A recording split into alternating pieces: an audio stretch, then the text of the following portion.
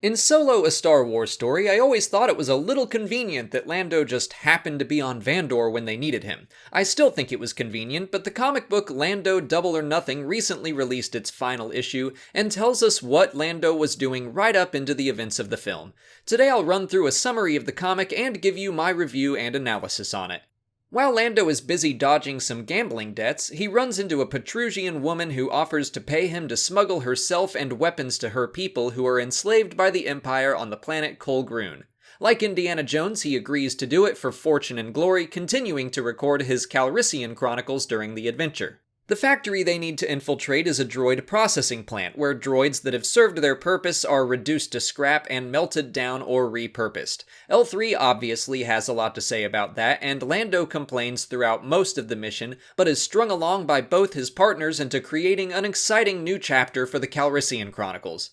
They break in and rally the slaves against the stormtroopers. The Petrusians also reveal that instead of decommissioning droids, they've been reprogramming them to fight the Empire when the time is right, so their numbers are strengthened by Clone Wars-era battle droids led by L3. Unfortunately, this leaves the Millennium Falcon unguarded and stormtroopers seize it. Lando and L3 escape on a shuttle with the rest of the freed slaves and follow their ship's transponder to Vandor, where they plan to break it out.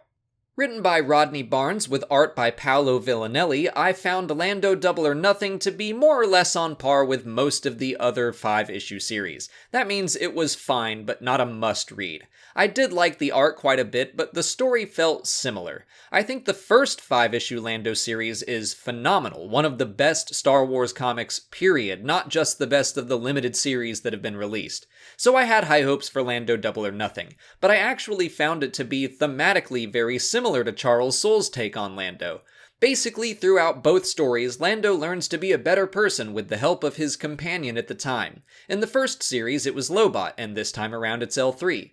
Lobot tells Lando it's time to start believing in something besides himself. Jump back a decade to Lando Double or Nothing, and we see Lando kinda doing that. But I'll admit his motivations are still fortune and glory, and I liked the constant reminder of his dedication to the Calrissian Chronicles, with L3 pointing out that the story he tells the galaxy isn't worth all that much if it isn't true. That constantly telling people you're the best around isn't good enough, you have to be able to back it up. I guess I'm saying that I did like the way that theme was explored, but it felt a little redundant when compared to the other Lando series. Part of what made Charles Soule's story so impactful was what happened to Lobot and how his fate impacted Lando. Obviously, the same couldn't happen to L3 in this comic because she suffers a similar fate very shortly after in Solo: A Star Wars Story. I do think the comic enhances Lando and L3's friendship because while they bicker a lot, there's more weight to it. It's clear that they listen to and respect each other, and I don't know that I really felt that in Solo until she was shot on Kessel.